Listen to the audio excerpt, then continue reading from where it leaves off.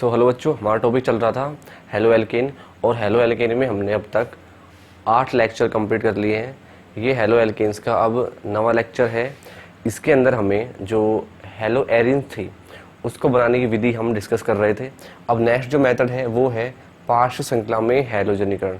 इससे पहले हमने जो पिछले वीडियो के अंदर जो हेलो एरिन की विधि थी उसमें हमने डिस्कस किया था कि हम हेलो एरिन को हैलोजनीकरण के थ्रू कैसे बना सकते हैं। ठीक है, मतलब बेंजीन रिंग के ऊपर हम कोई भी हैलोजन एटम जोड़ रहे थे, उसका हैलोजनीकरण कर रहे थे।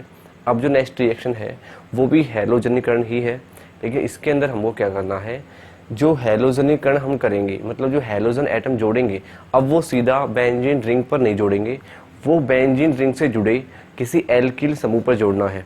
फॉर एग्जाम्पल जैसे इस बार मैं यहाँ पर टोलुइन ले लूँ तो पिछली बार मैंने क्या किया था, एग्जाम में टोलुइन लिया था। ठीक है, तो टोलुइन जैसे अपन ने लिया इधर, तो इधर मैंने क्या लिया था, फिर फॉर एग्जाम्पल मैंने यहाँ पर Cl2 लिया था और ऊपर मैंने लिया था AlCl3। फिर जब अपना प्रोडक्ट बन रहा था उसमें एक Cl यहाँ से या तो ऑर्थो पोजिशन पे या फिर पैरा पोजिशन पे ऐड हो रहा था। मतलब कुल मिलाकर जो प्रोडक्ट बन रहा था अपना वो कुछ ये बन रहा था। Cl या तो यहाँ पे ऐड होता ऑर्थो पे या फिर Cl जो ऐड होता वो होता पैरा कंडीशन पे। सो कुल मिलाकर प्रोडक्ट अपना कुछ ये बन रहा था। ठीक है, दिस मतलब जो हैलोजन एटम ऐड हो रहा था वो हो रहा था बेंजीन रिंग पे। ठीक है, बेंजीन रिंग पे हो रहा था। लेकिन इस बार हेडिंग ये नहीं है, इस बार हेडिंग है पार्श्व श्रृंखला में हैलोजनीकरण। मतलब जो अपन को हैलोजन एटम ऐड करना है अब वो बेंजीन रिंग पर ऐड नहीं करना, वो ऐड करना है इस ग्रुप पर, जो भी एल्किल समूह होगा जुड़ा उस एल्किल समूह पर, क्योंकि इसको बोल देंगे पर ये तो मेन ग्रुप हो गया इसका। मतलब जो मेन श्रृंखला है वो ये हो गई और ये हो गई इसकी एस्ट्रा श्रृंखला, मतलब पार्श्व श्रृंखला इसको बोल सकते हैं अपन। तो इसके ऊपर अपन को ऐड करना है हैलोजन एटम। तो ये मेथड अब काम में नहीं लेंगे, जो विधि है ये वाली सीधी, इसको अपन यूज में नहीं ले सकते, क्योंकि अगर अपन ने एरो के ऊपर ये जो उत्प्रेरक है यदि अपन AlCl3 लेंगे तो वो तो फिर कहाँ पे ऐड करेगा, बेंजीन वलय पर ही ऐड करेगा। ठीक है, इसके अलावा अपन और भी रिएजेंट ले सकते थे, जैसे अपन जो उत्प्रेरक है वो FeCl3 भी ले सकते हैं, वो भी बिल्कुल हैलोजन एटम को ऐड करेगा इस बेंजीन रिंग के ऊपर। लेकिन अब हमको ऐड करना है इस एल्किल समूह पे, मतलब पार्श्व श्रृंखला पे। तो यहाँ पर ऐड करने के लिए अपन को क्या करना पड़ेगा, अब ये जो टोलुइन है इसकी रिएक्शन करवानी पड़ेगी अपन को Cl2 से ही करवाएंगे। जो भी हैलोजन अपन को ऐड करवाना है, Cl2 हो सकता है वो Br2 है, जो भी है। तो Cl2 लिया मैंने और अब मैं यहाँ पर जो उत्प्रेरक लूँगा वो मैं AlCl3 या FeCl3 नहीं लूँगा। इस बार अब मैं यहाँ पर लूँगा सूर्य का प्रकाश। ठीक है, कुल मिलाकर अपन यहाँ पर, ठीक है, ये लो मैं लिखता हूँ यहाँ पर HNO। मतलब अब सनलाइट अपन ने ली है इधर। ठीक है, सनलाइट लेंगे। यदि अब इस हैलोजन की रिएक्शन अपन सनलाइट की प्रेजेंट में करवाते हैं इस टोलुइन से, अब जो Cl एटम जुड़ेगा, जो Cl ग्रुप जुड़ेगा वो जुड़ेगा इस ग्रुप पर।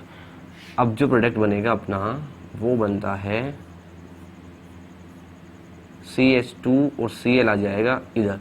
मतलब अब जो प्रोडक्ट बनेगा अपना ये बनेगा। अब यहाँ पर Cl बेंजीन वाले पे ऐड नहीं हुआ, वो कहाँ पे ऐड हुआ है, इस ग्रुप के ऊपर CH3 ग्रुप पे, मतलब पार्श्व। ठीक है, अब जो ये बात यहाँ से क्लियर हो जानी चाहिए कि जब भी यदि अपन जो उत्प्रेरक लेंगे यदि वो अपना AlCl3 है तो Cl एटम जुड़ेगा, कोई भी हैलोजन एटम वो जुड़ेगा इस बेंजीन वलय पे या तो ऑर्थो पे या फिर पैरा पे। लेकिन यदि उत्प्रेरक क्या है अपना सूर्य का प्रकाश है, सनलाइट है, अब ये हैलोजन एटम लिंक होगा इस CH3 ग्रुप पे। अब ऐसा होता क्यों है कि इन दोनों में ये डिफरेंस क्या क्यों आया। ठीक है, तो अपन देखो ये जो पहली रिएक्शन थी ये वाली, एक बार अपने इसको थोड़ा डिस्कस कर लिया था, अपन ने पिछले वीडियो में कर लिया था। ठीक है, एक बार फिर से मैं रिवाइज कर दूं। इस वीडियो में क्या हुआ था, जो ये AlCl3 है, ठीक है, इसने क्या किया था, इस Cl2 को तोड़ा था Cl+ के अंदर। ठीक है, मतलब Cl+ आयन बना था, इसको मैं नाम दिया था क्लोरोनियम आयन। ठीक है, इसको अपन ने बोला था Cl+ आयन को क्या बोला था, क्लोरोनियम आयन बोला था। अब इस क्लोरोनियम आयन ने, क्योंकि इसके ऊपर कौन सा चार्ज है, पॉजिटिव चार्ज है, इसलिए इसको रिक्वायरमेंट है इलेक्ट्रॉन्स की। सो इसने अब कहाँ पे अटैक करेगा, तो ये ऑब्वियसली अटैक करेगा बेंजीन रिंग पर ही अटैक करेगा, क्योंकि बेंजीन रिंग पर क्या घूम रहे हैं अंदर 6 पाई इलेक्ट्रॉन घूम रहे हैं, इसलिए ये Cl plus ion obviously benzene ring पर ही अटैक करेगा। तो ये तो रीज़न था कि AlCl3 की उपस्थिति में Cl जुड़ता है बेंजीन रिंग पे। इस रिएक्शन पर ने कल डिस्कस कर लिया था कि कैसे इसका अटैक होगा, फिर अनुनाद कैसे शो करेंगे, ठीक है। लेकिन सेकंड जो रिएक्शन पढ़ रहे हैं अपन की पार्श्व संरचना के अंदर हैलोजनीकरण कैसे होता है, तो इसमें क्या होगा एक्चुअल में जो रिएक्शन है ये वाली, इसमें रिएक्शन मान लीजिए मैं Cl2 से रिएक्शन करवा रहा हूँ, इधर मैंने ले लिया सनलाइट, तो H मैंने लिख दिया, ठीक है। अब 11th में मैंने बताया था कि जब भी एरो के ऊपर H प्रेजेंट हो, मतलब सनलाइट प्रेजेंट हो, तो वो क्या करेगा, ये जो Cl2 मॉलिक्यूल है इसको तोड़ेगा फ्री रेडिकल, मतलब मुक्त मूलक के अंदर। तो सनलाइट लिए है तो यहाँ से आपको मिलेंगे Cl मुक्त मूलक, कितने Cl है, 2 Cl है, तो यहाँ से अपन को 2 Cl मुक्त मूलक मिल जाते हैं, ये बात फिक्स है। अब देखो क्या होगा, कुल मिलाकर कितने Cl मुक्त मूलक प्रेजेंट है, 2, लेकिन अपनों काम एक से ही हो जाना है। तो यहाँ से क्या होगा, अब एक जो Cl मुक्त मूलक है, जो क्लोरीन मुक्त मूलक है ये वाला, ये अटैक करेगा इस पर। अब हमें ये चेक करना है कि ये कहाँ अटैक करे, ठीक है, CH3 पर अटैक करे या फिर इस बेंजीन वलय पर अटैक करे। तो सिंपल सी बात है, ये जो क्लोरीन मुक्त मूलक है इसके ऊपर पहले से ही क्या प्रेजेंट है, इलेक्ट्रॉन प्रेजेंट है। अब ये वहाँ अटैक करेगा जहाँ पर इलेक्ट्रॉन पहले से हो, इसको रिक्वायरमेंट नहीं है, क्योंकि इलेक्ट्रॉन यदि ये बेंजीन रिंग पर अटैक करेगा तो इसके पास भी इलेक्ट्रॉन, बेंजीन रिंग के पास भी इलेक्ट्रॉन, तो इलेक्ट्रॉन के मध्य क्या होगा, फिर प्रतिकर्षण होगा। इसलिए अब ये इस बेंजीन वलय पे अटैक नहीं करता। फिर ये अटैक क्या करता है, तो ये करता है इस ग्रुप पर के ऊपर, CH3 ग्रुप है, ये इस पर अटैक करता है। अब इस पर अटैक ये कैसे करता है वो देखते हैं एक बार। तो होगा क्या एक्चुअल में, ये जो CH3 है, इस CH3 को मैं ऐसे लिख दूँ, तो इस CH3 को मैंने लिख दिया CH2 करके, और एक हाइड्रोजन मैंने लगा दी ऐसे बाहर, तो अभी 3 हाइड्रोजन ही है। और ये जो बॉन्ड है कार्बन हाइड्रोजन का ये वाला, चलो इस दोनों हाइड्रोजन को पीछे लिख दूँ मैं इधर, तो ये हो गए 2 हाइड्रोजन और ये बॉन्ड हो गया। तो इस बॉन्ड में 2 इलेक्ट्रॉन प्रेजेंट है या नहीं है, 2 बॉन्ड होंगे, एक बॉन्ड के अंदर 2 इलेक्ट्रॉन प्रेजेंट होते हैं। जैसे ही ये जो Cl मुक्त मूलक है इस बॉन्ड पे अटैक करेगा, इधर देखिए इधर अटैक करेगा ये, तो सिंपल सी बात ये है, ये जो Cl है बॉन्ड बनाने के लिए अपना इलेक्ट्रॉन तो खुद लेके आ रहा है, तो ये यहाँ से तो इलेक्ट्रॉन लेगा नहीं, क्योंकि अपना एक इलेक्ट्रॉन तो इसके पास है जो बॉन्ड में ये लगाएगा, तो खुद तो एक इलेक्ट्रॉन लगा देगा बॉन्ड बनाने के लिए इधर, और एक और चाहिए वो कौन लगा देगा, वो लगा देगा हाइड्रोजन, ये वाला इलेक्ट्रॉन। तो एक इलेक्ट्रॉन ये हो गया, दूसरा ये हो गया। जैसे ही Cl और H के बीच बॉन्ड बनेगा उसके अंदर 2 इलेक्ट्रॉन आ जाएंगे, एक तो क्लोरीन का, दूसरा हाइड्रोजन का, ये वाला। अब दूसरा जो इलेक्ट्रॉन है ये वाला, ये किसका है, ये इलेक्ट्रॉन है कार्बन का। तो ये इलेक्ट्रॉन यहाँ पर तो काम आया नहीं Cl और H के बीच बॉन्ड बनाने में, तो क्या होगा, ये इलेक्ट्रॉन रिटर्न हो जाएगा अपने कार्बन के पास, और यहाँ से जो बॉन्ड है ये क्या हो जाएगा, ये टूट जाएगा। अब क्या बनेगा देखो, इसके बाद फिर यहाँ बनेगा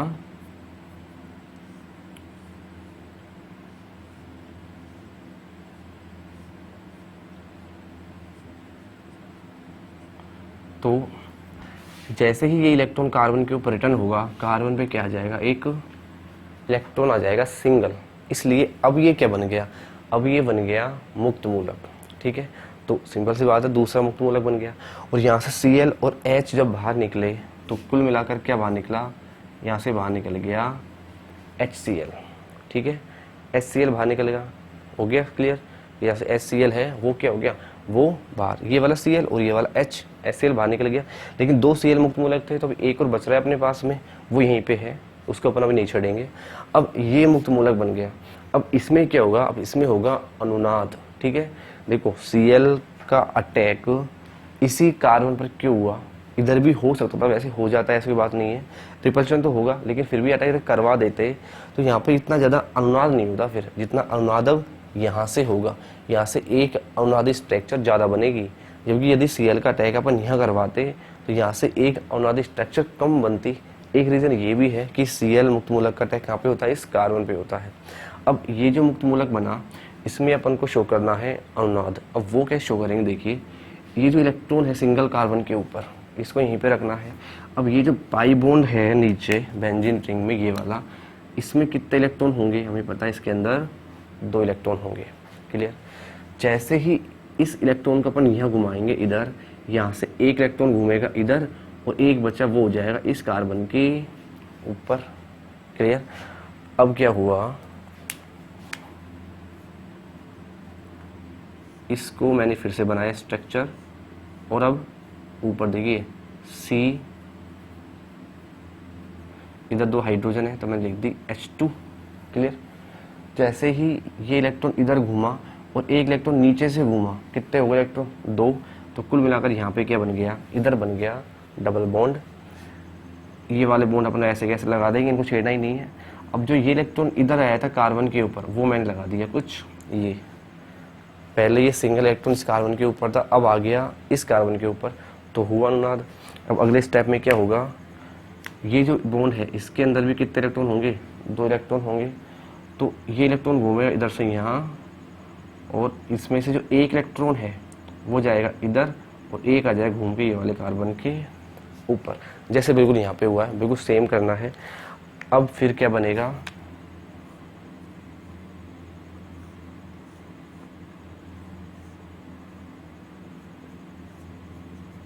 CH2।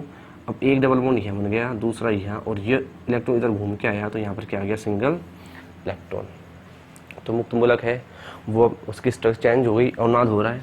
अगले में क्या होगा, फिर ये बॉन्ड है, इसमें वापस कितने इलेक्ट्रॉन होंगे, 2।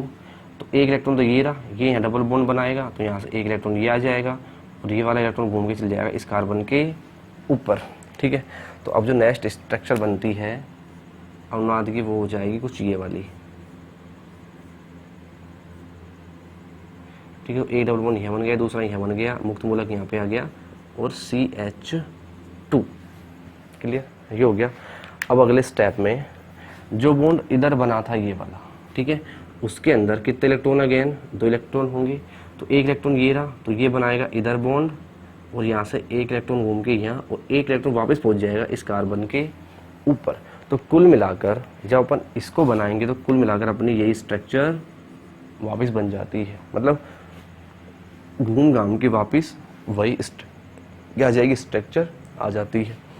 अब क्या होगा, जब अपनी यही स्ट्रक्चर आ जाएगी फिर से, तो मैं इसको, चलो इसको मैं अलग से बनाता हूँ, इसको वो नहीं बना रहा मैं। ठीक है, ये लो। तो अगेन क्या होगा, अपनी जो लास्ट स्ट्रक्चर है ये वाली बिल्कुल सेम आ जाती है, तो वो आ जाएगी फिर से अपनी दिस। तो ये आ गई CH2 या फ्री रेडिकल, और यहाँ बन गया डबल बॉन्ड दिस। ठीक है। तो यही बना, सेम यही है, लेकिन इसमें क्या है, जो डबल बॉन्ड है इनकी जो पोजीशन है वो क्या हो रही है, वो चेंज हो गई है, क्योंकि वो अनुनाद हुआ है, इसलिए जो डबल बॉन्ड की पोजीशन है वो चेंज हुई है।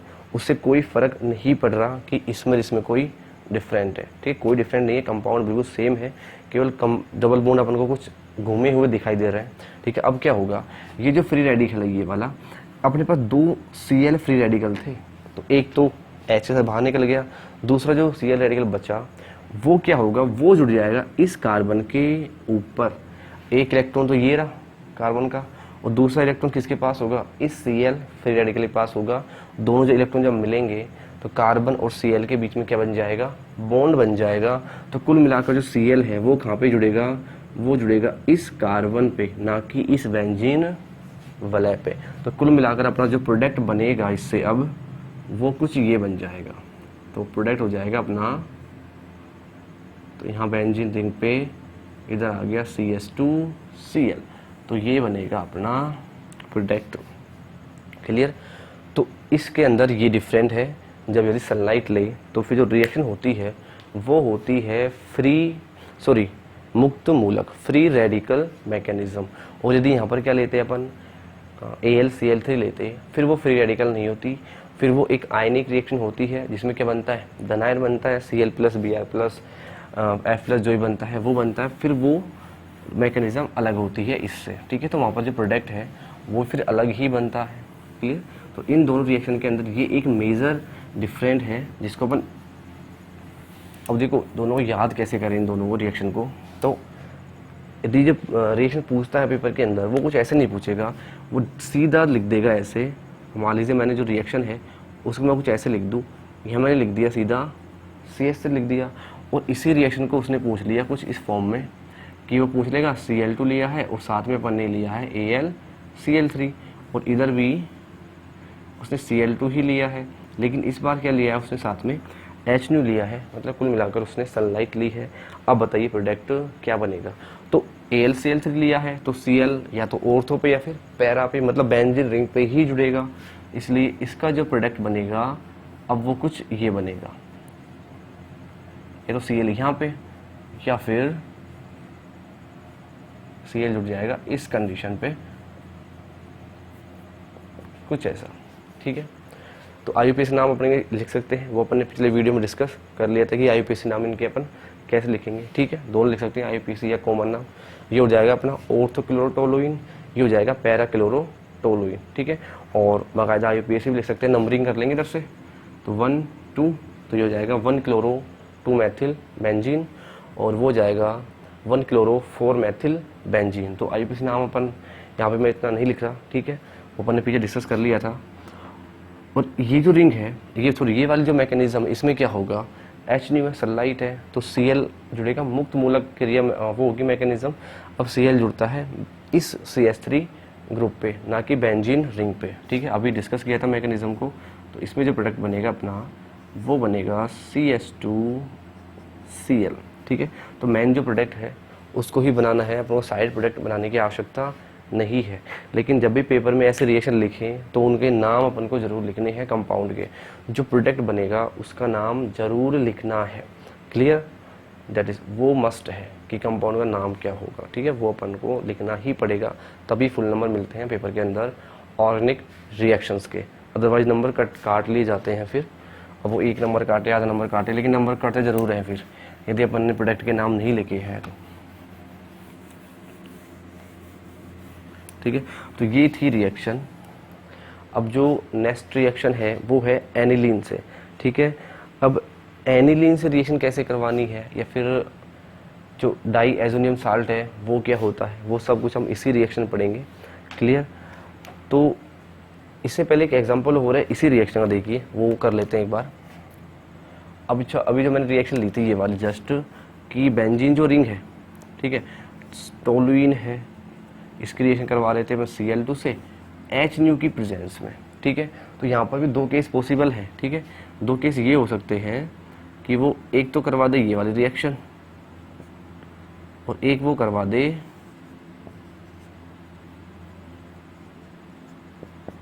इस बार जो Cl2 है वो उसको लिख दे एक्सेस में।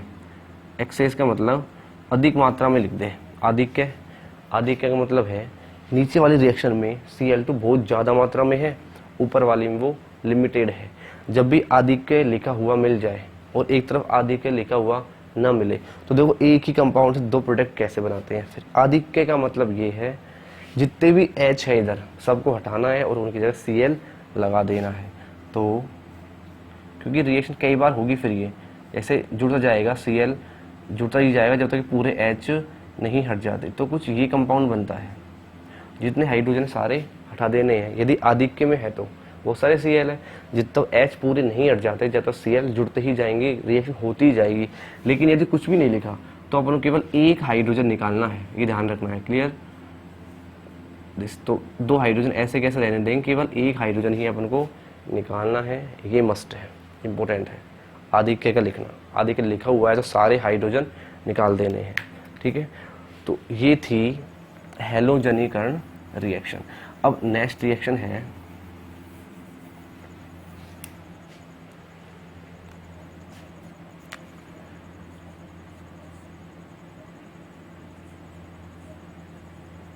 एनिलीन से।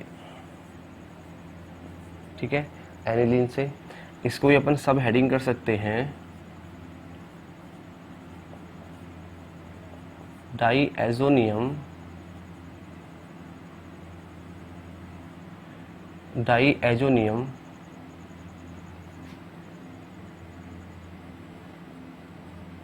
लवण से। अब डाईएजोनियम क्या होता है, जो डाईएजोनियम लवण है इसको और भी नाम दे सकते हैं अपन, बेंजीन डाईएजोनियम लवण। तो आगे एक वर्ड और लगा दे इसके, वो लग जाएगा बेंजीन ठीक है। तो ये हो गया एनिलीन से या फिर बेंजीन डाई एजोनियम लवण से। तो बेंजीन का अपन लिख सकते हैं बी, डाई का अपन लिख सकते हैं डी, और लवण से अपन लिख सकते हैं साल्ट, मतलब BDS। तो इसका शॉर्ट में नाम हो जाता है BDS। तो बेंजीन डाई एजोनियम साल्ट का मतलब क्या हो गया BDS। अब BDS एक बहुत ही इम्पोर्टेंट कंपाउंड है। क्यों है वो अभी अपन देख लेंगे, लेकिन अब भी जो BDS है कैसे बनेगा, कैसे ये इम्पोर्टेंट हो रहा है, ठीक है, सब कुछ अपन देखेंगे इन रिएक्शंस के अंदर। तो सबसे पहले तो ये कि एनिलीन क्या होती है, क्लियर। तो मैंने क्या किया, जो बेंजीन है, बेंजीन रिंग है, इस पर मैंने ऐड कर दिया NH2 ग्रुप, ठीक है। तो ये कहलाती है एनिलीन। यदि बेंजीन पर NH2 ग्रुप ऐड है, जुड़ा हुआ है, तो ये कहलाती है एनिलीन। इससे पहले मैंने बताया था यदि अपन कोई भी एल्किल समूह ले लें और उस पर मैं कोई NH2 ग्रुप लगा दूं तो उसको क्या बोला था, इसी चैप्टर में मैंने रिवाइज किया था, तो इसको बोलते हैं अपन एमीन, क्लियर। यदि एल्किल समूह है, बेंजीन रिंग नहीं है, कोई भी एल्किल समूह है, एथिल मेथिल, और उस पर NH2 लगा दे तो वो होती है एमीन, ठीक है। एमीन मैंने 3 टाइप बताई थी, प्राथमिक, द्वितीय और तृतीय। लेकिन यदि बेंजीन रिंग पर NH2 समूह जुड़ा है तो उसको बोल देंगे एनिलीन। हालांकि ये भी एक एमीन है, एरोमेटिक एमीन है, लेकिन इसका जो रूट नाम है, सामान्य नाम है, वो होता है एनिलीन, इसलिए अपन एनिलीन ही यहाँ पे यूज करेंगे, ठीक है। तो ये होती है एनिलीन। अब करना क्या है अपन को, जो एनिलीन है इसकी रिएक्शन करवानी होती है HNO2 से, ये मस्ट है HNO2, और इम्पोर्टेंट रिएक्शन भी है, जैसे है वैसे वैसे याद कर ले। जब भी एनिलीन दिख जाए उसकी रिएक्शन किससे दिख जाए, HNO2 से, ठीक है, नाइट्रस अम्ल HNO2, या फिर इसकी जगह ही अपन को मिल सकता है इधर NaNO2 प्लस HCl, तो ये भी मिल सकता है, या तो मिलेगा HNO2 फिर यह मिलेगा NaNO2 प्लस HCl। अब यहाँ से क्या हुआ एक्चुअल में, ये जो Na है, देखो हुआ क्या, ये जो Na है ये तो निकल गया इस Cl के साथ, तो इन्होंने बना लिया NaCl, ठीक है। और जो ये NO2 है ये निकल गया इस H के साथ, तो इन्होंने क्या बना लिया HNO2। तो या तो ये मिल जाए या फिर अकेला HNO2 मिल जाए, तब भी बात वही है, कोई फर्क नहीं पड़ रहा, ठीक है। जब एनिलीन की रिएक्शन करवाते हैं HNO2 से तो एक इम्पोर्टेंट कंपाउंड बनता है, और वो कंपाउंड होता है कुछ ये, तो बेंजीन रिंग बनानी पड़ेगी, क्लियर। उसके ऊपर एक नाइट्रोजन लिखना है, क्लियर। और नाइट्रोजन जो बना उसके 3 बॉन्ड लगा के लिखना है दूसरा नाइट्रोजन, ठीक है। अब बीच वाला जो नाइट्रोजन है ये, इसकी वैलेंसी कितनी हो गई, 4 हो गई। जैसे ही नाइट्रोजन की 4 वैलेंसी होगी, इसका मतलब नाइट्रोजन में क्या आ रहा होगा, एक पॉजिटिव चार्ज आ रहा होगा। दूसरा जो नाइट्रोजन है इससे कोई मतलब नहीं है, क्योंकि इसकी कितनी बॉन्डिंग हो रही है, 3 हो रही है, तो इस पर कोई चार्ज नहीं आएगा। तो एक तो ये बना। दूसरा, इसमें जो प्लस चार्ज लग रहा है, तो इसको बैलेंस करने के लिए यहाँ से ही अपने पास क्या प्रेजेंट रहेगा, एक Cl माइनस आयन प्रेजेंट रहता है। तो ये जो कंपाउंड है ये कहलाता है बेंजीन, ठीक है, इसको ही बोला जाता है बेंजीन डाई एजोनियम। अब लवण है तो लवण लिख दो, Cl है तो बोल सकते हैं क्लोराइड, ठीक है। एक धनायन है एक ऋणायन है, इसलिए आयनी कंपाउंड है तो अपन इसको बोल देते हैं लवण। अब लवण में भी जो ऋणायन कौन सा है, क्लोराइड है, तो या तो बोल दो benzene diazonium chloride. Chloride नहीं बोलते हो तो लवण ही बोल सकते हैं, तो मैं लिखता हूँ यहाँ पर लवण, एक ही बात है, कोई फर्क नहीं पड़ रहा। अब देखो शॉर्ट में इसका नाम कैसे लिखेंगे, बेंजीन से आएगा अपने पास B, डाई से आएगा D, लवण से आएगा S, मतलब साल्ट, तो शॉर्ट में बोलेंगे इसको अपन BDS। तो ये जो कंपाउंड बनता है ये कहलाता है BDS, क्लियर। जब भी एनिलीन की रिएक्शन करवाएंगे HNO2 से तो क्या बनेगा, BDS बनता है, और BDS होता है ये, क्लियर। BDS इंपॉर्टेंट कंपाउंड है। इसको ही लिखने का दूसरा तरीका भी है। तो काफ़ी बार क्या करते हैं, ये जो N ट्रिपल बॉन्ड N है इसको नहीं लिखा जाता और इसको शॉर्ट में कैसे लिख देते हैं, फिर वो क्या करता है N2 लिख देगा सीधा, दो N नहीं लिखेगा और इनके ऊपर लगा देगा प्लस और इधर लिख देगा Cl माइनस। तो अब भी वही कंपाउंड है। पहले मैंने एक N लिखा था, मैंने दो N लिख दिए एक साथ। पहले मैंने डिफरेंट ओपन करके लिखे थे, अब दोनों के, तो अब भी BDS ही है, कोई फर्क नहीं पड़ेगा। अब ये जो BDS है इससे अपन हेलो एरीन कैसे बनाएं, क्योंकि अपन क्या पढ़ रहे हैं, अपन पढ़ रहे हैं हेलो एरीन बनाने की विधियाँ। तो पहली अपन ने पढ़ी थी हैलोजनीकरण, दूसरी पढ़ी थी अपने पार्श्व श्रृंखला में हैलोजनीकरण, तीसरी है एनिलीन से, मतलब एनिलीन से हेलो एरीन कैसे बनाई जाए। ठीक है, तो अब तक अपन ने क्या किया, एनिलीन से अपन ने क्या बनाया है, BDS बनाया है। अब BDS से अपन क्या बनाएंगे, BDS से बनाएंगे अपन हेलो एरीन। तो इसलिए रिएक्शन पढ़ रहे हैं।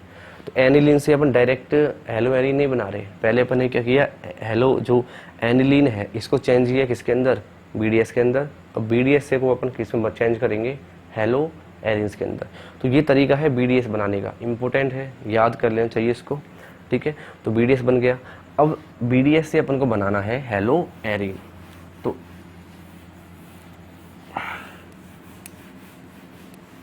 देखिए, तो फिर क्या करेंगे, ऊपर ही ऊपर मैं यहाँ पे लिख दूँ BDS। ठीक है, ये मैं लिख दिया BDS। तो BDS की अब जो स्ट्रक्चर है वो मुझे बनाने की आवश्यकता नहीं है, मैं सीधा BDS ही लिख दूँ। BDS का मतलब होता क्या है वो आप सब समझ गए होंगे अब, लेकिन फिर भी चलो मैं इसको ड्रॉ कर देता हूँ। तो ये है BDS, तो BDS मैंने ऊपर लिख दिया। अब BDS से हेलो एरीन्स कैसे बनाया जाए, क्लियर। तो क्या करेंगे, यदि जो BDS है उसकी रिएक्शन अपन करवाएंगे Cu2Cl2 HCl से, क्लियर, किससे करवा देंगे, Cu2Cl2 HCl से। मतलब इधर लेंगे अपन BDS वो वाली स्ट्रक्चर और एरो के ऊपर क्या लिखा होगा, Cu2Cl2 HCl। फिर जो कंपाउंड बनेगा वो बनेगा क्लोरोबेंजीन। सीधा, कोई मैकेनिज्म डिस्कस नहीं करनी है, किसी प्रकार के पेपर में कोई मैकेनिज्म नहीं आता, सीधा पूछता है BDS दे देगा, एरो के ऊपर लिख देगा Cu2Cl2, क्या बन जाएगा, क्लोरोबेंजीन बन जाएगा। कुछ भी नहीं करना, Cl जोड़ देंगे सीधा। इसी टाइप से वो क्या करेगा, एरो के ऊपर इस बार दे देगा Cu2Br2 और HBr। अब जो बनेगा वो बन जाएगा ब्रोमोबेंजीन। तो कुछ नहीं करना, इस बार यहाँ पे Cl ऐड किया था, इस बार ऐड किया अपन ने Br ऐड कर दिया।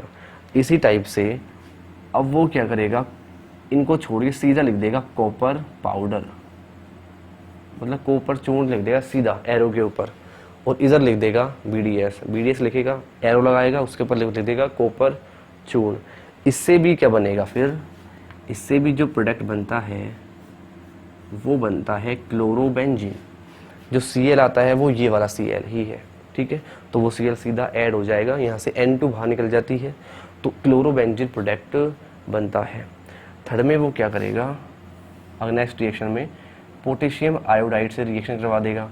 तो आयोडीन है वो जुड़ जाता है बेंजीन के ऊपर, तो ये बन जाएगा आयोडोबेंजीन।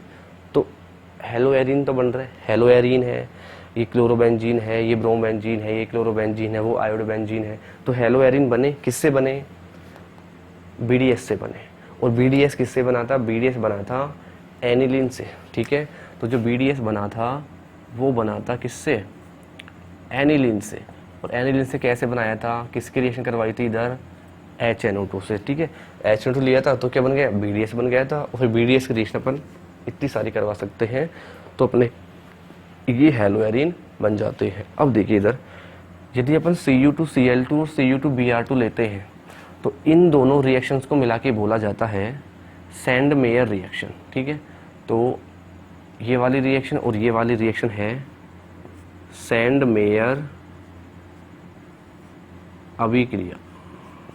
ये भी कौन सी होगी, ये भी होगी सैंड मेयर अभिक्रिया। लेकिन जो कॉपर चूर्ण वाली रिएक्शन है इसको बोला जाता है गाटरमान रिएक्शन।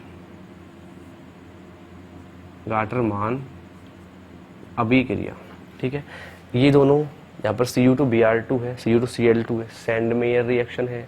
जहाँ पर कॉपर चूर्ण है वो है गाटरमान रिएक्शन। नेम रिएक्शन है। नेम रिएक्शन का मतलब ऐसी रिएक्शन होती है जो किसी ना किसी वैज्ञानिक के नाम के ऊपर है, और जो ये नेम रिएक्शन है ये बहुत ही इम्पोर्टेंट होती है पेपर के हिसाब से, क्योंकि नेम रिएक्शन ही पेपर में पूछी जाती है। तो इसलिए दोनों रिएक्शन इम्पोर्टेंट है, कुछ नहीं, केवल रिएजेंट का फ़र्क है। क्लियर है, सैंडमेयर और गाटरमान रिएक्शन। बाकी उस रिएक्शन नाम नहीं है, लेकिन इन दोनों रिएक्शन का नाम है, इसलिए ये दोनों नेम रिएक्शन है, इम्पोर्टेंट भी है, ठीक है। अब ये तो अपन ने बनाया डाईएज़ोनियम साल्ट से केवल हेलो एरिन्स, लेकिन इसके अलावा और भी कंपाउंड बनाए जा सकते हैं इस डाईएज़ोनियम साल्ट से। तो वो मैंने आपको 11th में दिया था, अलग से नोट्स दिए थे, उसमें पूरा मैंने चार्ट बनवाया था कि डाईएज़ोनियम साल्ट से हम और कंपाउंड कैसे बना सकते हैं, बेंजीन कैसे बना सकते हैं, फिनोल कैसे बना सकते हैं, ठीक है। वापस इससे अपन एनिलीन कैसे बना सकते हैं, अगेन एनिलीन भी बन सकता है, फ्लोरोबेंजीन कैसे बना सकते हैं, बहुत सारे कंपाउंड बनाए थे इसी BDS से, ठीक है। तो वो उस चार्ट में अवेलेबल है, तो आप उसको वहाँ पे देख सकते हैं। बाकी जो ये रिएक्शन है इस चैप्टर के अंदर ये रिपीट हुई है, तो ये मैंने बता दी।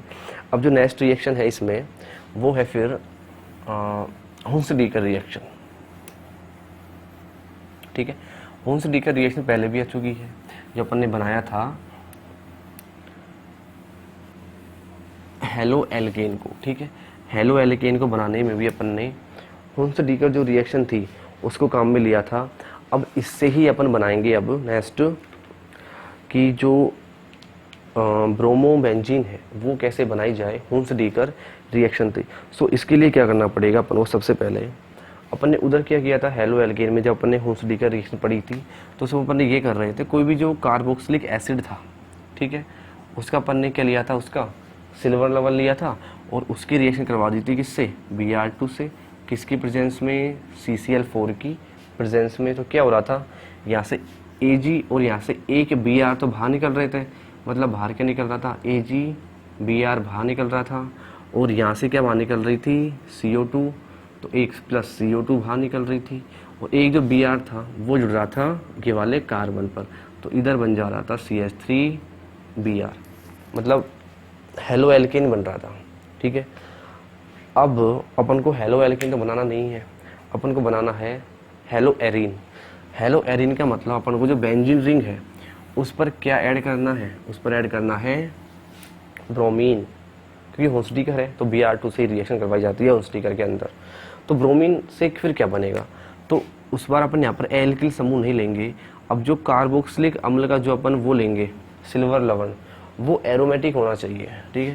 तो इसका मतलब अब कुछ जो लवण लेंगे वो कुछ ऐसा होगा, कुछ ये, ठीक है। पिछली रिएक्शन के यहाँ पर जो बेंजीन रिंग नहीं थी, यहाँ पर कोई एल्किल समूह था, एथिल मैथिल कुछ भी था, वो अलग है। इस बार क्या है, बेंजीन वाला है, तो देखिए फिर क्या होगा, इसकी रिएक्शन करवा देंगे किससे, अच्छा रिएक्शन का नाम क्या है, रिएक्शन का नाम है हुंस-डीकर,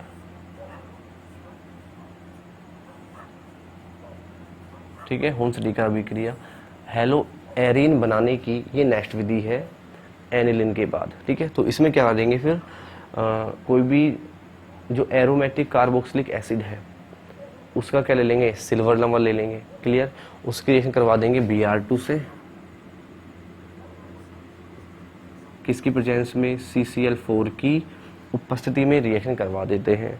फिर इससे क्या होगा, यहाँ से एक जो Br है ये निकल जाएगा इस Ag के साथ में, तो यहाँ से क्या बाहर निकल जाएगा, एक तो बाहर निकल गया अपना AgBr, दूसरा यहाँ से बाहर निकल जाएगी CO2 प्लस क्या बाहर निकल गई, CO2। अब जो एक Br बचा वो ऐड हो जाएगा इस कार्बन पे, तो ये जो बेंजीन वलय है इस पर कुल मिलाकर क्या ऐड हो जाता है, एक ब्रोमीन एटम ऐड हो जाता है। अब ये बना ब्रोमो बेंजीन। तो इस हुंस-डीकर रिएक्शन में जो प्रोडक्ट बनता है वो क्या बनता है, ये बनता है अपना ब्रोमो बेंजीन, ठीक है। तो हेलो एरीन है, ये थी हुंस-डीकर रिएक्शन। इससे पहले की हुंस-डीकर रिएक्शन को अलग थी, वो जो हुंस-डीकर रिएक्शन थी वो कुछ अपनी ये वाली थी, ठीक है। इधर उसमें अपने लिया था एल्किल समूह, तो उसके अंदर अपने लिया था एल्किल समूह, केवल इस ग्रुप का फर्क था, यहाँ पर बेंजीन रिंग है, यहाँ पर CH3 था, बाकी प्रोडक्ट सब सेम बन रहे थे। AgBr बाहर निकल रहा था इधर भी, और CO2 बाहर निकल रही थी, लेकिन यहाँ जो बन रहा था वो कुछ ये बन रहा था मैथिल ब्रोमाइड, उधर क्या बन रहा है ब्रोमो बेंजीन। तो ये फर्क है, ओक्सीडी का रिएक्शन सेम है, लेकिन अपन को जो रिएक्टेंट है, जो क्रियाकारक है, वो ऐसा लेना पड़ेगा कि हेलो एरीन ही बने। और हेलो एरीन कब बनेगी, जब एल्किल समूह की जगह क्या ली जाए, बेंजीन रिंग ली जाए। क्लियर। तो ये थी ओक्सीडी का रिएक्शन हेलो एरीन बनाने की। अब इसके बाद जो नेक्स्ट टॉपिक आता है इसके अंदर,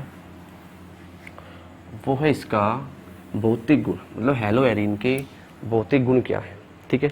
और भौतिक गुण में भी सबसे पहला जो टॉपिक पढ़ेंगे अपन, वो पढ़ेंगे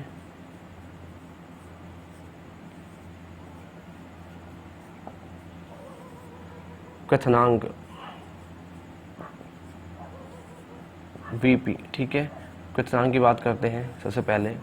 तो ये मैंने पीछे भी डिस्कस कर लिया था कि क्वथनांक जो होगा, जो VP होगा, वो डिपेंड करता है कि अणुभार पे। यदि अणुभार ज़्यादा है, ज़्यादा होगा, तो अणुओं को दूर करने के लिए ज़्यादा ऊर्जा की आवश्यकता होती है, ज़्यादा हीट करना पड़ेगा।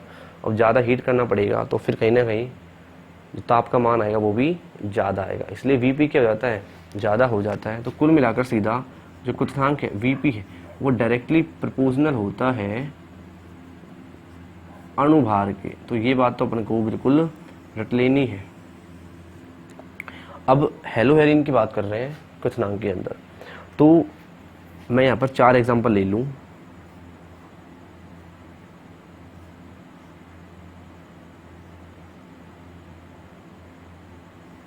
ठीक है। तो एक तो मैंने लिया फ्लोरोबेंजीन, दूसरा मैंने इधर लिया है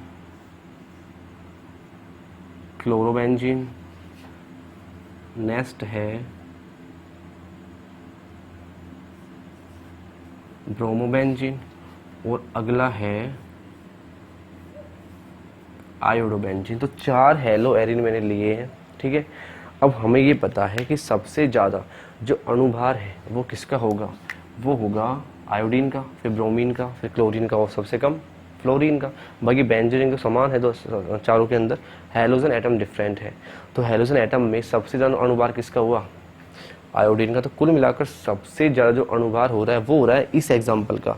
अणुभार ज़्यादा तो क्वथनांक भी ज़्यादा, तो सबसे ज़्यादा क्वथनांक किसका आएगा, इसका कम, और सबसे कम किसका आएगा, फ्लोरोबेंजीन का। तो इधर से इधर जाने पर क्या होगा, जो VP है वो क्या हो रहा होगा, इंक्रीज होता है। अणुभार बढ़ने के साथ साथ क्वथनांक भी है, वो है विलेयता। ठीक है। अब विलेयता को कैसे आइडेंटिफाई करें कि जल में विलय होते हैं या फिर नहीं होते। तो सबसे पहली बात तो ये कि जो हेलो एरीन होते हैं, क्लियर, जो हेलो एरीन है उनमें एक क्या प्रेजेंट होती है, एक बेंजीन वलय प्रेजेंट होती है।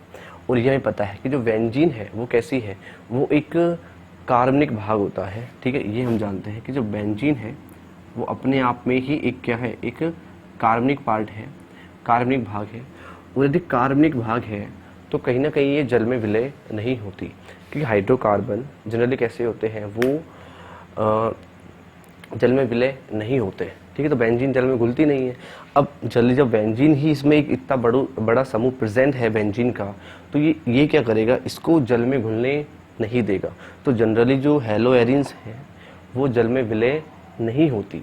लेकिन यदि बात करें कि कार्बनिक विलायकों के अंदर हेलो एरीन है, ये आसानी से घुल जाते हैं। उसका रीज़न ये है क्योंकि इसमें क्या प्रेजेंट है, एक कार्बनिक पार्ट प्रेजेंट है, अच्छा खासा बेंजीन। तो ये फिर क्या करेगा, इसको कार्बनिक विलायकों में घुलने में मदद करता है। तो यही रीज़न है कि ये कार्बनिक विलायकों में विलय होते हैं, जबकि जल जैसे ध्रुवीय विलायकों में ये विलय नहीं होते। क्लियर। तो सीधा लिख सकते हैं कि जो हेलो एरीन है वो जल में तो क्या है, अविलय है, लेकिन जो कार्बनिक विलायक है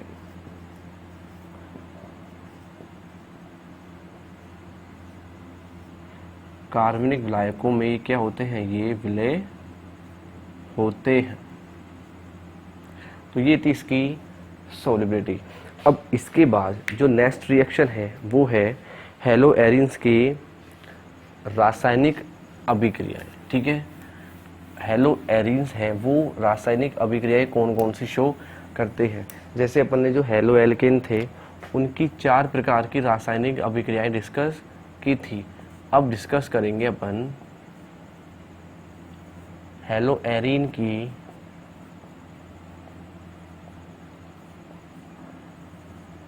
रासायनिक अभिक्रिया। तो जो हेलो एरिन्स है, ठीक है, हेलो एरिन्स भी 4 प्रकार की रासायनिक अभिक्रियाएं दर्शाते हैं। ठीक है, हेलो एरिन्स भी 4 प्रकार की रासायनिक अभिक्रियाएं दर्शाते हैं। उनमें से जो पहली है वो है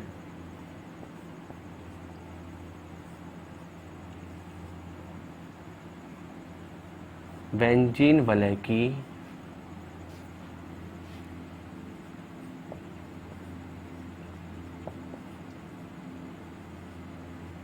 इलेक्ट्रॉन स्नेही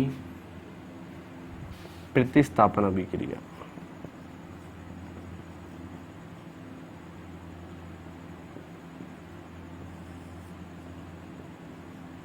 ठीक है, पहली है बेंजीन वलय की इलेक्ट्रॉन स्नेही प्रतिस्थापन अभिक्रिया।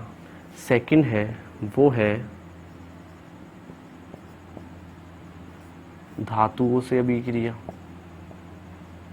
ठीक है, थर्ड जो है वो है अपचयन अभिक्रिया। फोर्थ जो है वो है बेंजीन वलय की नाभिक स्नेही प्रतिस्थापन अभिक्रिया। तो सीधा मैं इसको लिख दूं, नाभिक स्नेही प्रतिस्थापन अभिक्रिया। ठीक है, तो नेक्स्ट लास्ट जो है वो हो गई नाभिक स्नेही प्रतिस्थापन अभिक्रिया। ये रिश अपने पीछे भी डिस्कस की थी, पीछे भी डिस्कस की हुई है नाभिक स्नेही प्रतिस्थापन। लेकिन जो नई है इससे वो आई है इलेक्ट्रॉन स्नेही प्रतिस्थापन अभिक्रिया। ठीक है, तो बिल्कुल इसके जैसी ही है, कुछ नहीं करना, केवल नाम चेंज हुआ है। यहाँ पर है इलेक्ट्रॉन स्नेही, यहाँ पर है नाभिक स्नेही। ठीक है, तो नाम चेंज हुआ है, इस पर अटैक करवा देंगे। अटैकिंग जो फर्क है वो थोड़ा अलग हो जाता है, बाकी रिएक्शन सेम है। अब फर्स्ट जो रिएक्शन डिस्कस करेंगे वो करेंगे अपन बेंजीन वलय की इलेक्ट्रॉन स्नेही प्रतिस्थापन अभिक्रिया।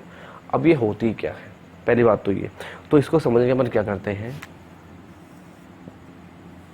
पहले ये देखते हैं कि इलेक्ट्रॉन स्नेही क्या होता है। क्लियर, 2 टर्म आती है, एक तो है इलेक्ट्रॉन स्नेही और एक होती है नाभिक स्नेही। ठीक है, तो यहाँ पर अटैक किसका करवा रहे हैं अपन, यहाँ करवाना है इलेक्ट्रॉन स्नेही का। तो इलेक्ट्रॉन स्नेही से मैं इंग्लिश वर्ड लिख सकता हूँ E4 हो जाएगा इलेक्ट्रॉन। ठीक है, इलेक्ट्रॉन हो गया, स्नेही का मतलब फाइल, तो इलेक्ट्रॉन फाइल क्या होता है। ठीक है, इलेक्ट्रॉन फाइल का मतलब ही हिंदी में बोला जाता है इलेक्ट्रॉन स्नेही।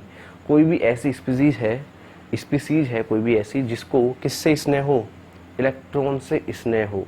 अब इलेक्ट्रॉन को स्नेह किससे होगा, जिस पर कौन सा चार्ज प्रेजेंट हो, पॉजिटिव चार्ज प्रेजेंट हो। तो वही किससे अटैक करेगा, किस पर अटैक करेगा, इलेक्ट्रॉन पर अटैक करेगा, उसको इलेक्ट्रॉन से क्या होगा, स्नेह होगा। तो इसको इलेक्ट्रॉन स्नेह को शॉर्ट में लिख सकते हैं E+। ठीक है, तो E+ का अटैक होगा बेंजीन वलय पे, और वहां से ये क्या करेगी, किसी दूसरे समूह क्या कर देगा, प्रतिस्थापित कर देगा। ये जो रिएक्शन है वो क्या कहलाती है, इलेक्ट्रॉन स्नेही प्रतिस्थापन। फॉर एग्जांपल जैसे मैंने यहाँ पर कोई बेंजीन वलय ली है, क्लियर, ये लो ले ली, और इस पर मैंने कोई भी E+ का मतलब इलेक्ट्रॉन स्नेही कोई भी ऐसी आयन है जिस पर कौन सा आवेश प्रेजेंट हो, प्लस आवेश प्रेजेंट हो, वो क्या कहलाता है अपना इलेक्ट्रॉन स्नेही। जैसे ही मैं इस किसी बेंजीन रिंग पर इलेक्ट्रॉन स्नेही का आक्रमण करवाऊंगा तो ये हमें पता है कि प्रत्येक बेंजीन पर, प्रत्येक कार्बन पर क्या प्रेजेंट होते हैं, हाइड्रोजन एटम प्रेजेंट होते हैं। तो ये लीजिए H लगा दिए मैंने। अब ये क्या करेगा, इलेक्ट्रॉन स्नेही इस कार्बन पे अटैक करेगा, किसी भी एक कार्बन पे, और वहाँ से H को क्या कर देगा, प्रतिस्थापित कर देगा। तो कुल मिलाकर क्या बन जाएगा, इधर अब E जुड़ जाएगा यहाँ पर।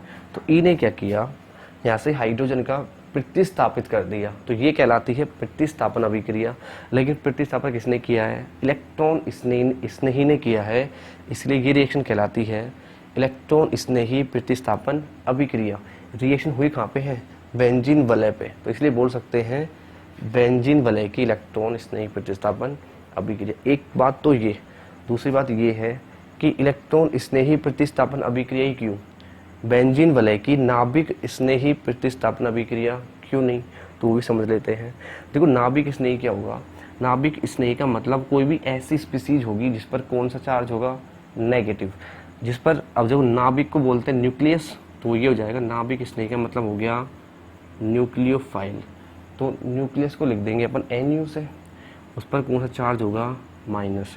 क्योंकि यदि किसी स्पीसीज पर माइनस आवेश होगा तो वही अटैक कर सकती है नाभिक पर, क्योंकि नाभिक पर क्या प्रेजेंट होते हैं? प्रोटॉन, और प्रोटॉन पर कौन सा चार्ज होता है? प्लस चार्ज होता है। इसलिए केवल वही स्पीसीज अटैक करेगी नाभिक पर जिस पर कौन सा आवेश प्रेजेंट हो? नेगेटिव आवेश प्रेजेंट हो। तो न्यूक्लियोफाइल है उस पर होता है नेगेटिव चार्ज। अब नेगेटिव जो न्यूक्लियोफाइल है, ये जो नाभिक स्नेही है, वो बेंजीन वलय के साथ प्रतिस्थापन अभिक्रिया क्यों नहीं दर्शाता? तो उसका रीजन ये है कि जो बेंजीन वलय है उसमें अंदर पाई इलेक्ट्रॉन घूम रहे कि नहीं घूम रहे? घूम रहे होते हैं। और इसके ऊपर भी क्या प्रेजेंट है? माइनस आवेश। तो माइनस आवेश दोनों में क्या होता है? रिपल्शन होता है, प्रतिकर्षण होता है। इसलिए न्यूक्लियोफाइल बेंजीन पर अटैक नहीं करता, केवल कौन करता है? इलेक्ट्रोफाइल ही अटैक करता है। इसलिए यहाँ पर जो हेडिंग है उसका नाम है बेंजीन वलय की इलेक्ट्रॉन स्नेही प्रतिस्थापन अभिक्रिया। ठीक है, नाभिक स्नेही प्रतिस्थापन अभिक्रिया नहीं होती, लेकिन कुछ कंडीशन में ये रिएक्शन पॉसिबल हो सकती है, तो वो कंडीशन आपको अप्लाई करनी पड़ती है, तब जाके इसका आक्रमण हो जाता है। लेकिन नॉर्मल कंडीशन में नाभिक स्नेही का आक्रमण बेंजीन वलय पर नहीं होता। क्लियर? तो ये तो बात थी कि इलेक्ट्रॉन स्नेही क्या है और नाभिक स्नेही क्या है। अब अपन को क्या पढ़ना है कि इलेक्ट्रॉन स्नेही प्रतिस्थापन अभिक्रिया होती कैसे है बेंजीन वलय की। ठीक है, तो वो अपन को डिस्कस करना है। तो नाभिक इलेक्ट्रॉन स्नेही क्या हुआ? E+ कैसे होगा? क्लियर, वो समझ में आ गया। अब यदि मैंने क्या किया, मान लो केवल मैंने बेंजीन वलय ली है, ठीक है, केवल मैंने बेंजीन वलय ली है और इस पर मान लीजिए मुझे किसी E+ का अटैक करवाना है, तो यहाँ मेरे पास 6 संभावनाएं हैं E+ को जोड़ने की। हो सकता है मैं इस कार्बन पे जोड़ूँ, इस पे जोड़ूँ, इस पे, इस पे, इस पे, इस पे। तो फिलहाल मैं E+ को किसी भी कार्बन पर ऐड कर सकता हूँ। मेरे पास 6 संभावनाएं पॉसिबिलिटी है, कहीं पर भी ऐड कर दूँ कोई मुझे फ़र्क नहीं पड़ रहा, प्रोडक्ट सेम ही बनेगा अपना। लेकिन मान लीजिए अब क्या हुआ, ये जो बेंजीन वलय है, ठीक है, इस पर मैंने ऐड कर दिया कोई भी हैलोजन ग्रुप। फॉर एग्जांपल मैंने यहाँ पर ऐड कर दिया Cl, और अब मैं इसकी रिएक्शन करवा रहा हूँ किसी इलेक्ट्रॉन स्नेही से। अब E+ कहाँ जुड़ेगा? कौन से कार्बन पे जुड़ेगा? अब अपन E+ को किसी भी कार्बन पर नहीं जोड़ सकते, अब वो फिक्स कार्बन होगा जहाँ पर ये E+ जुड़ेगा। अब बात ये कि मैंने यहाँ पर Cl क्यों लगाया? क्योंकि अपन जो रासायनिक अभिक्रियाएं पढ़ रहे हैं वो किसकी पढ़ रहे हैं? हेलो एरीन्स की। तो ऑब्वियसली अपन को यहाँ पर हेलो एरीन ही लेना पड़ेगा, बेंजीन तो ले नहीं सकते, वो तो 11th में थी। अब लेना पड़ेगा अपन को हेलो एरीन, और उसकी रिएक्शन करवाएंगे अब किससे? इलेक्ट्रॉन स्नेही से। इसलिए मैंने यहाँ पे Cl लगाया है। Br भी लगा सकते हैं, फ्लोरीन कुछ भी लगा सकते हैं, लेकिन हेलोजन लगाना है, मतलब यहाँ पर हेलो एरीन लेना है। अब ये E+ कहाँ जुड़ेगा? तो वो अपन को पढ़ना है कि E+ का अटैक अब इस बेंजीन वलय पर कहाँ होगा, मतलब प्रतिस्थापन जो होगा इलेक्ट्रॉन स्नेही का इस बेंजीन वलय पर, वो कौन से कार्बन एटम पर होगा। ठीक है, तो इसको स्टडी करना है पहले। जब वो बात समझ में आ जाएगी अपन तो आसानी सीधी मैं एक बार रिएक्शन सीधा लिख दूंगा, कोई प्रॉब्लम नहीं आने वाली। क्लियर? तो होता क्या है अब कि जो बेंजीन रिंग है, ठीक है, ये जो मैंने बेंजीन रिंग बना दी, ये इसके पाई बॉन्ड, और इस पर मैंने लिख दिया Cl की जगह अपन दूसरा एटम ले सकते हैं, कोई प्रॉब्लम नहीं है। हेलोजन एटम ले सकते हैं, X भी लिख सकते हैं, कोई प्रॉब्लम नहीं है। मैंने ऐसा Cl लिख दिया, तो Cl जो होगा या फिर कोई भी जो हेलोजन है, ब्रोमीन है, फ्लोरीन है, आयोडीन है, उसके पास 3 के होंगे लोन पेयर होंगे। ये बहुत सिंपल है कि हैलोजन के पास 3 लोन पेयर तो होते ही हैं।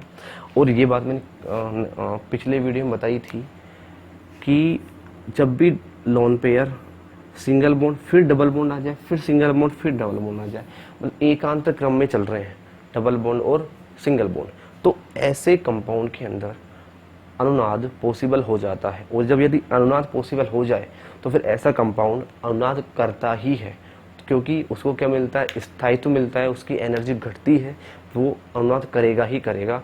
नेचर का ये रूल है कंपाउंड में, वो करेगा, वो स्थायी होना चाहता है।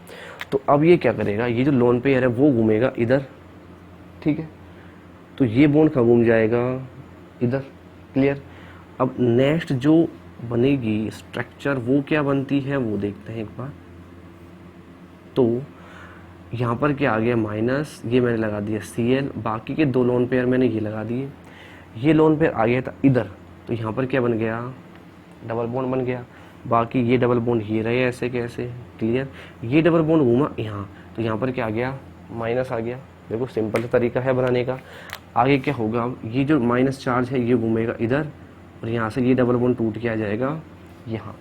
अब जो माइनस आएगा वो आएगा इस कार्बन पे, ठीक है। तो नेक्स्ट जो स्ट्रक्चर बनेगी अब अपनी, वो बन जाती है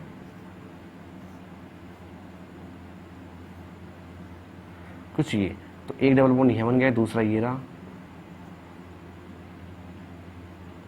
अब जो माइनस आ जाएगा वो आ जाएगा इधर।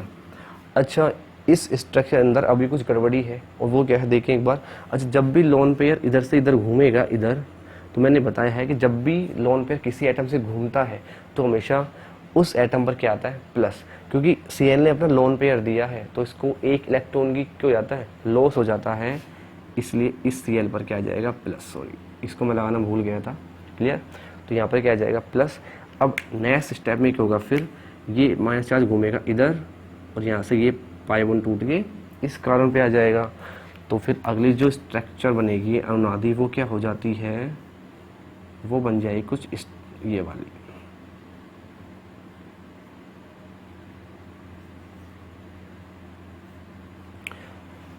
तो वो ये बन गई। फिर इसके बाद क्या होगा, ये जो पाई बॉन्ड माइनस चार्ज है ये घूमेगा इधर, और यहाँ से ये वाला पाई बॉन्ड टूट के वापस इधर आ जाएगा। तो अगली जो स्ट्रक्चर है वो अपनी बन जाती है ये वाली। तो Cl को कुल मिलाकर अपने तीनों लोन पेयर वापस मिल जाते हैं, तो वापस से पहले वाली स्ट्रक्चर आ जाती है। अब ये क्यों बनाई, इनका बनाने का मोटिव क्या था अपना। तो मैं एक काम करूं, अब ये सारी जो रिएक्शन है, सारी जो स्ट्रक्चर है, इनको मिला के लिख दूं, एक साथ एक जगह मिला के लिख दूं। तो उसको मैं कैसे लिख सकता हूं, देखिए ये मैंने बना दी बेंजीन रिंग। क्लियर। जो Cl एटम है वो मैंने लिख दिया ये। क्लियर। अब यहाँ पर देखो Cl और कार्बन बेस कैसा बॉन्ड है, सिंगल बॉन्ड है, double double double again single. तो हम बोल सकते हैं कि ये जो बॉन्ड है ये वाला, ये डबल भी है और ये सिंगल भी है। तो एक तो मैं पूरा सिंगल बना दूं, दूसरा मैं लिख दूं डॉट डॉट से, क्योंकि ये सिंगल भी है और डबल भी है। फिर ये बॉन्ड चेक करो, डबल सिंगल सिंगल सिंगल और फिर सिंगल। यहाँ पे कैसा है, ये डबल है। तो इसका मतलब ये वाला जो बॉन्ड है ये डबल भी है और सिंगल भी है। तो फिर मैं डॉट डॉट करके लिख दूँ, डबल भी है सिंगल भी है। नेक्स्ट बॉन्ड देखते हैं, ये वाला यहाँ पर सिंगल है, सिंगल डबल डबल डबल। तो ये भी कैसा है, डबल और सिंगल है। ऐसे अपन जब सारे बॉन्ड देखेंगे तो सारे कैसे होंगे, लगभग वो डबल सिंगल दोनों ही हैं। तो कुल मिलाकर इसमें कुछ स्ट्रक्चर ऐसी आ जाती है, कुछ ऐसी ये वाली बन जाती है। क्लियर। तो ये तो बॉन्ड की बात। अब हम बात करते हैं चार्ज की। देखो क्लोरीन पर यहाँ पे कोई चार्ज है क्या, कोई चार्ज नहीं है, न्यूट्रल है, प्लस प्लस प्लस और न्यूट्रल। तो Cl के ऊपर प्लस चार्ज भी है और वो उदासीन भी है। तो प्लस चार्ज ना तो प्लस चार्ज लगाएंगे ना उसको उदासीन रखेंगे, तो फिर क्या कर देंगे, तो इसके ऊपर लगा देंगे केवल पार्शियल पॉजिटिव। क्लियर। बात करते हैं इस पोजीशन की। अच्छा, इस पे वो चार्ज है क्या, इस वाली पे कोई है, एक न्यूट्रल न्यूट्रल न्यूट्रल न्यूट्रल और न्यूट्रल, कोई चार्ज नहीं है, छोड़ देंगे। इस पर आ जाओ, neutral minus neutral neutral neutral, तो माइनस भी आ रहा है और वो उदासीन भी है। तो क्या लगा देंगे, माइनस पार्शियल नेगेटिव।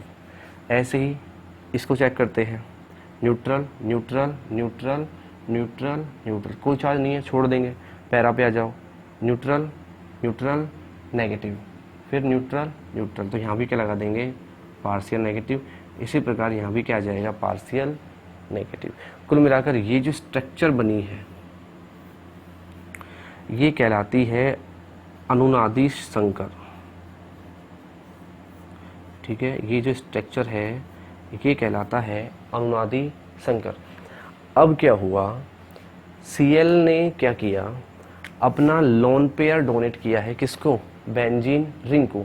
Cl अपना लोन पेयर जैसे ही डोनेट किया, लोन पेयर डोनेट करने से Cl पर कौन सा चार्ज आ गया, प्लस चार्ज आ गया। ठीक है, अब प्लस चार्ज आ गया और इसने अपना लोन पेयर दिया है, मतलब लोन पेयर दे के इसने क्या किया है, रेजोनेंस किया है, अनुनाद किया है।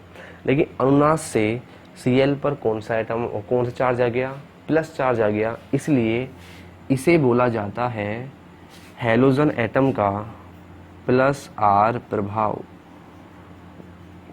ठीक है, क्या बोलेंगे इसको अपन, हैलोजन एटम का प्लस आर प्रभाव, मतलब प्लस अनुनाद बोलते हैं इसको, प्लस आर प्रभाव बोला जाता है। तो प्लस आर प्रभाव तो ये हो गया। अब कुल मिलाकर हुआ क्या, हैलोजन एटम के प्लस आर प्रभाव के कारण जो बेंजीन वलय है, जो बेंजीन वलय है उसकी एक तो कौन सी, ऑर्थो, दूसरी कौन सी, पैरा पोजीशन पर क्या आ जाता है, नेगेटिव चार्ज आ जाता है। ये हम इजीली देख सकते हैं। तो हैलोजन एटम के प्लस आर प्रभाव के कारण बेंजीन वलय के ऑर्थो और पैरा पोजीशन पर क्या आ जाता है, माइनस चार्ज आ जाता है। मेटा पोजीशन पर किसी प्रकार का माइनस चार्ज नहीं आ रहा, वो वैसे की वैसी ही है। लेकिन कहाँ पे आ रहा है, ऑर्थो और पैरा पे, किसके कारण, हैलोजन एटम के प्लस आर प्रभाव के कारण। अब सिंपल सी बात है, जब मैं इस पर किसी E प्लस का अटैक करवाऊँ, किसका, E प्लस का अटैक करवाऊँ, तो E प्लस तो ज़्यादा वहीं अटैक करेगा जहाँ पर इसको माइनस ज़्यादा दिख रहा हो। तो इसको ज़्यादा माइनस कहाँ पे दिख रहा है, ऑर्थो पे और पैरा पे। इसलिए जब भी अपन हेलो एरीन है, कोई क्लोरोबेंजीन है, ब्रोमोबेंजीन है, उसकी रिएक्शन किसी E प्लस से करवाते हैं, नाभिक इलेक्ट्रॉन स्नेही से करवाएंगे, तो वो हमेशा और हमेशा केवल कहाँ पे जुड़ेगा, या तो ऑर्थो पे या फिर पैरा पे जुड़ता है, मेटा पे वो नहीं जुड़ता। इसका रीजन है ये, क्लियर। तो इसका जो रीजन है वो क्या है, एक्चुअल में वो है हैलोजन का प्लस आर प्रभाव। तो सीधे सीधे लैंग्वेज लिख सकते हैं, वो आपको नोट्स में मिल जाएगी कि जो बेंजीन वलय है उस पर इलेक्ट्रॉन स्नेही जुड़ेगा, वो कहाँ पे जुड़ेगा, ऑर्थो और पैरा पे। क्यों जुड़ेगा, क्योंकि हैलोजन एटम के प्लस आर प्रभाव के कारण क्या होता है, जो बेंजीन वलय है इसकी ऑर्थो और पैरा कंडीशन पर माइनस आवेश ज़्यादा बढ़ जाता है, जिससे E प्लस है वो कहाँ पे जुड़ता है, ऑर्थो और पैरा पे जुड़ता है। तो ये था प्लस आर प्रभाव हैलोजन एटम का बेंजीन वलय पे। तो ये तो मैंने पूरा बनाया। अब पढ़ेंगे, कल पढ़ेंगे इसकी रिएक्शंस को, जब भी अपन कोई E प्लस लेंगे वो कैसे अटैक करेगा, कैसे जुड़ेगा, वो सब। लेकिन इस वीडियो में अपन ने ये देखा कि E प्लस ऑर्थो और पैरा पे ही क्यों जुड़ता है, तो वो सब कुछ अपन को यहाँ से समझ में आ जाना चाहिए। तो ठीक है स्टूडेंट्स, ये था लेक्चर नंबर 9। अब लेक्चर नंबर 10 में हम डिस्कस कर लेंगे इसकी जो बाकी रिएक्शन बच रही है उनको। Clear, thank you.